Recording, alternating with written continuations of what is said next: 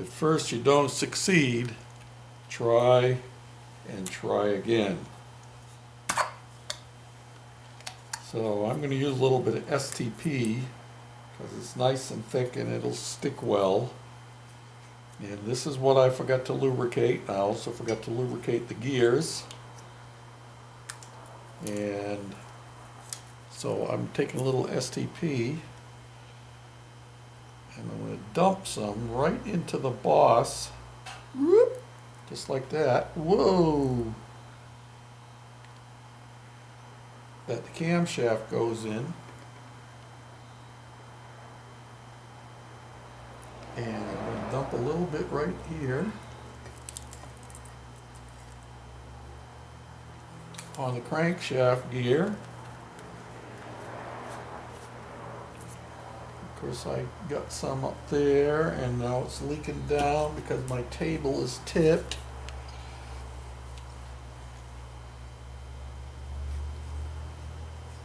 And if I pull my spark plug out so that I'm not building any compression, I should be able to just turn that crankshaft and valve, crankshaft and camshaft over.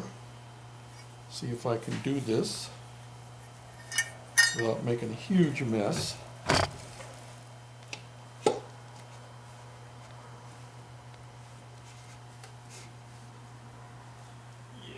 well, it's easier said than done.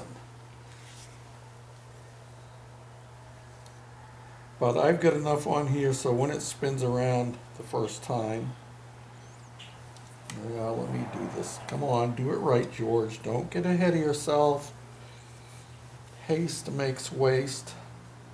And of course, I got this STP down on here, and I hope that's not going to create a leak right off the bat because my gasket gets covered with oil down there. Oh yeah. But at any rate, we're going to stick it all back together. I'm going to wipe it off up here because I got it all up there.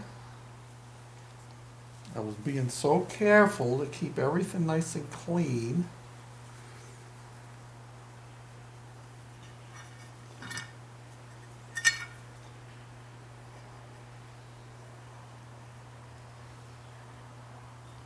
Take a little bit of this and wipe it on here. It's already got oil on here. And it was obvious when I took this apart, and I probably got too much in the camshaft hole, but it's thick enough. I think it'll stay on there till I get it all back together. There we go.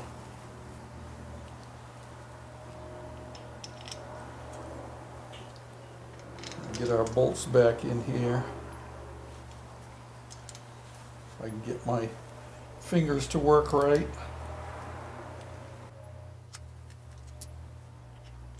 Well, my bolts are back in place where they belong. And here I go. I'll get myself again. I should put some new red stuff on here.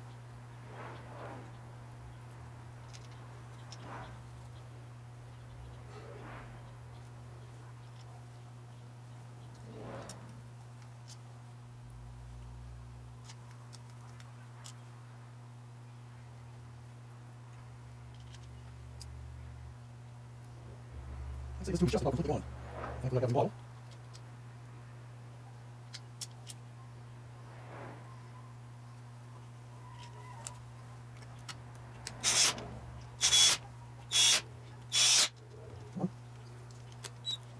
It's good, that's what we want.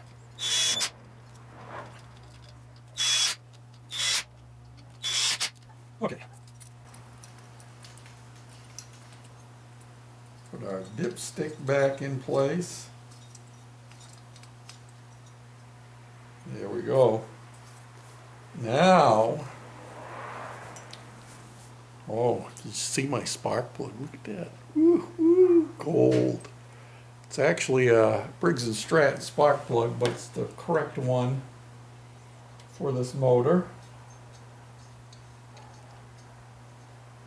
And I'll crank that down in later because I I've got to pull this off again a couple of times, I think. Now, the next thing we got to do is we got to turn this around. And the reason I didn't finish putting this together the other day was because I was missing a very important part. And that's this part right here. That is our alternator. Stator is the other term used for it. And that has to go in here. Is either, I think this one is a 10 amp. I'm going to double do this thing here. I'm going to put the Loctite on it as well as a lock washer. This goes in behind our flywheel. And I don't want to take any chances of this coming off while our motor is running, you know what I mean?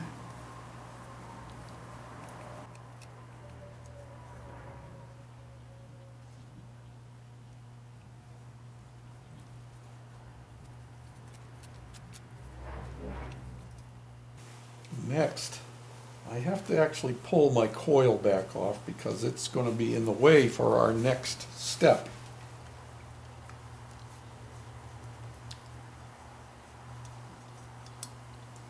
So we'll undo the screws for our coil.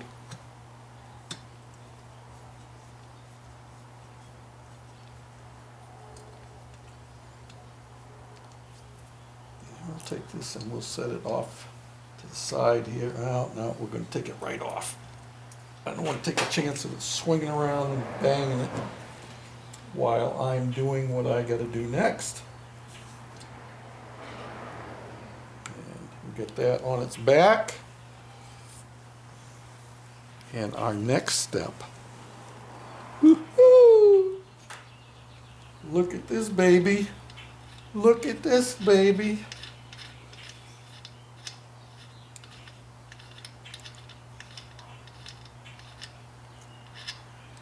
Are you ready for this?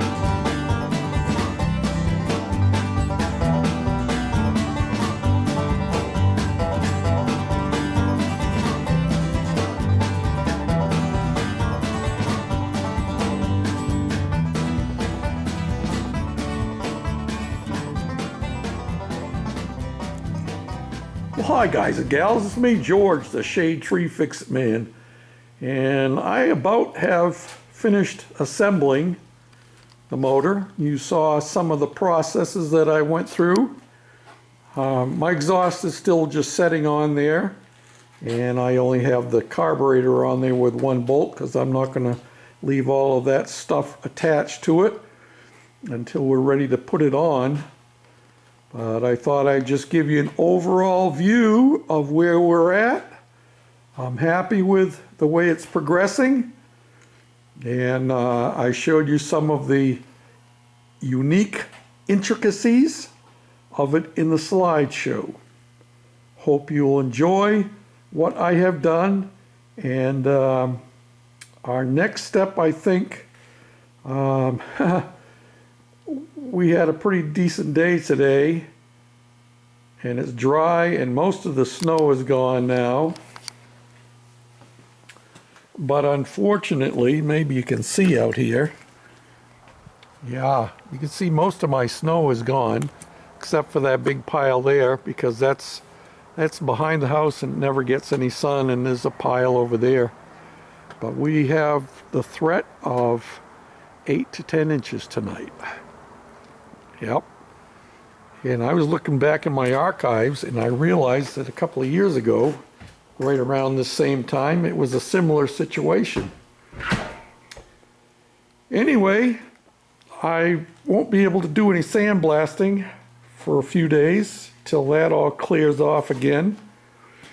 So I think my next project will be, when I get back out here again, will be to put the transmission together. I would like to get the transmission put together.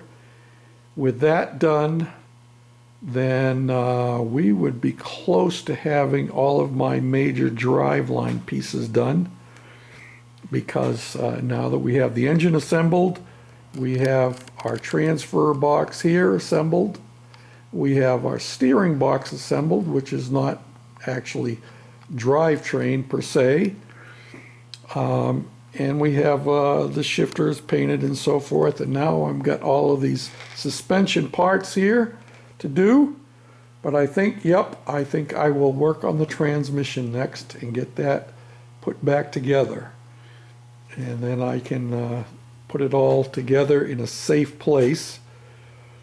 You can see that this chrome cover here is just mocked in place. Have the vice grips holding it there. The handle will come off of it, but the holes where that rivet, yeah, the holes where the rivets will come out of, those will be used to mount that cover to the block. And let me see here, if I step around my suspension parts right in front of me, take this off, you can see that I have threaded holes right in the block. Top ones not so much, the bottom ones are threaded and clean. And there's 4 of them on there. All I will need will be 2, but I will use them and make my mounting bracket probably out of the pieces that originally were the guides for the belt on the snowblower. And I think I still have them in my parts bin somewhere. So yeah, I just noticed that I have one thing that I have still forgot to do, and I should have done it when I had this cover off again. I should have tapped and put a screw in that hole where the governor came up through. But oh well, we'll get it before we're done, I promise. So there's where we're headed, that's where we're going. You saw me installing the alternator, and I'm going to have to make a bracket for this regulator to mount to. I'm not sure how I'm going to tuck it up in there, but this can come way down in here, and maybe that's what I'll do. I'll probably make a bracket to come off of this motor mount hole. Let me see if I can get around here, get so much stuff in the way. This motor mount hole here, I can make a bracket coming off of that would hold this so it's nicely placed. You know what I mean? Nicely placed. And keep it out of the way of my shutoff valve for the oil drain, and out of the way of this nut that holds the front cover on. Yeah. And of course I'm going to have to be routing this wiring. It's going to have to come up and around somewhere. I'll have to figure that out. Not sure if I'm going to be able to actually use this shutoff valve. I have a couple more, but the shutoff part of it here, let me show you. The shutoff part of it, get this out of the way. This part here is really loose. See that? Yeah, and I'm not sure if there's anything I can do about that. I don't think by turning it, it's going to tighten it up any. And as you can see, no, you can't see. As you can see, it is really loose, and I'm sure with the vibration of the motor, that thing would turn like that. So I may have to come up with a different solution, or I might just use that as a dummy cap. You know what I mean? And have my actual drain coming out there and this going on, and then I would take that off when I actually drain it. That would be easy enough to do. Fill that thing full of silicone, you know, and that would ostensibly make it into a plug. So anyway, that's details for later on. So anyway, that's it for today. I'm sure somebody's going to ask a couple of questions, so ask away. Oh, you did see my wrench that I put up the top here that holds my spark plug wire in place.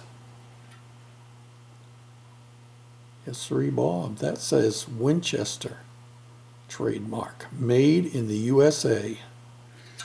Yep, that's a vintage Winchester rifle wrench, combination wrench. And it's going to get painted. I just cleaned it had some black paint on this part of it, but it was all scuffed up. So I cleaned that all off, and I'm going to give the whole thing a light coat of paint. I'm not going to prime it and all that stuff, because I don't want to cover over the lettering there where it says Winchester.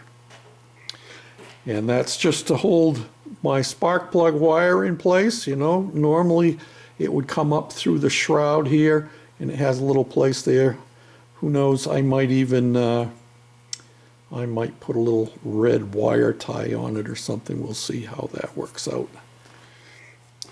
Yeah, as I'm also going to have to run my wire for the magneto here. This is going to have to come up and sneak down in here, and somehow we'll get it tied in with this so it's all together. I may cut the sleeve off that's on here, because I have some cool custom stuff. Maybe I'll put the cool custom stuff right. Whoa, there it goes. Dropping stuff, knocking things over. Oh, it's a good reason for George to go in the house. Okay. Till next time, this is George, the Shade Tree Fix-It Man, saying thanks for watching, for commenting, and for following along. Bye for now.